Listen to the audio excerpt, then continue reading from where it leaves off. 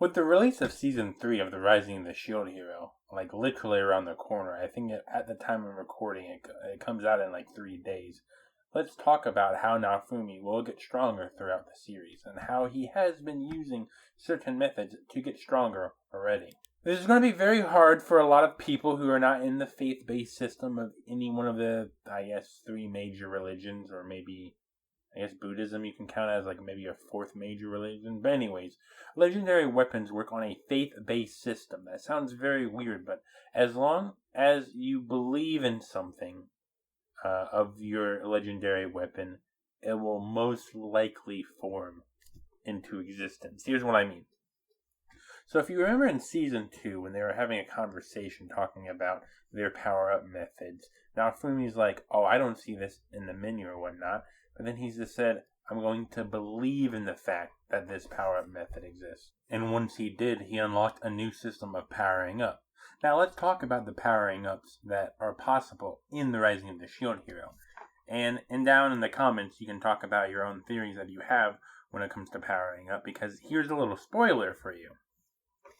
It doesn't always have to involve you doing something, but listen, there's a way where you can use money to power up your weapon and yourself up, or I think it's technically just your weapon, but isn't that one of the craziest things of all time?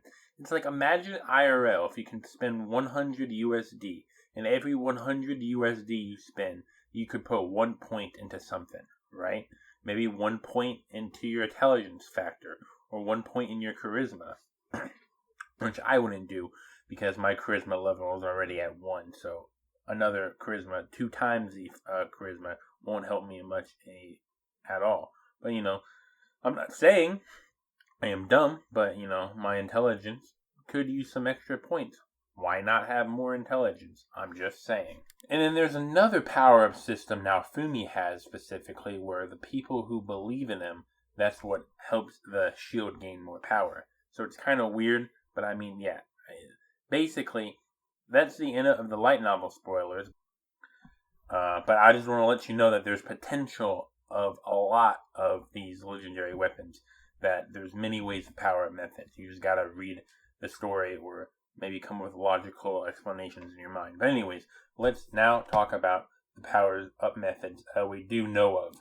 One of them is getting monster materials into your weapon. This can help change forms. And it doesn't have to be monsters in particular. It can really be anything. Like, for example, he put rope into his shield, and that's how he got the rope shield. But I mean, that's one way of the power-up methods. If you have unlocked a shield, or whatever weapon before, it will give you an extra bonus for unlocking I forget what it was called, but that tree diagram of all of the upgrades you can have. If you already have an upgrade part already, it will just give you a bonus for getting a new type of that shield. I know it's kind of hard to explain, but that's one of the power methods that we have seen that all heroes can use. Don't get me wrong, all heroes can use all power methods, but it's just that what we've seen is that they use monster materials without having to believe in it. That's like one of the methods that everyone uses, or every hero uses. The next one is a weapon copying system. So this isn't the most powerful thing way late into the series, or if you were the adventurer or the hero, this wouldn't be a good weapon to you way late into the future. But being able to copy a weapon and use it as a different sort of weapon is very useful. Now, we will see weapon copying used more into the future of The Rising of the Shield Hero. It's a little bit of a spoiler, but there are times where copying a weapon would be very beneficial for you. But imagine in the beginning of the game, you get to copy a weapon, and you don't even have to buy the weapon. You can use the weapon wherever in the world. The next power-up method is using a weapon a lot. Gaining experience with a certain weapon allows you to master that weapon in a certain way.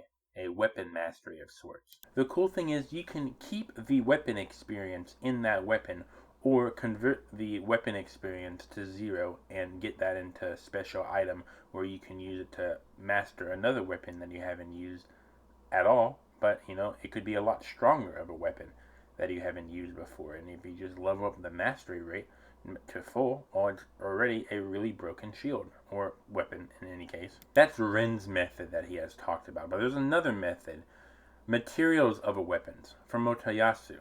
So some other Anituber brought this analogy along. I can't remember his name for some reason, so I'm not trying to steal what he was trying to say here. But he brought up a good point that said a paper spear can be as strong as mithril if you use the right materials in the upgrading progress. That's what Motoyasu thinks. You know, you can have a really weak looking spear, or maybe a dirty spear that looks like, I don't know, every other spear, but if you have the weapon materials of mithril, beyond, or a calcium or whatever, then it's probably a really powerful weapon. In his case, is what he thinks. The next one is a little simple. I don't know if I had to put it into like Fortnite standards. You know, the gray weapons. Gray weapons are good because they're weapons you can still, you know, kill people with. But I think the legendary ones are oranges. Like, oranges are the best ranked weapon. So Iski's power-up method is the rarity of the weapon. Basically, a fully maxed out rank F weapon can only be so strong. And a triple S ranked weapon, even at level 1, is way better than an F ranked maxed out weapon. So those are the ways that Naofumi gets stronger. Now this video won't be the best edited because I have to get it out in a very, very short amount of time. So I do apologize for it. But anyways, have a great day or night wherever you live. And remember, I don't know, just remember to be a good person, I guess.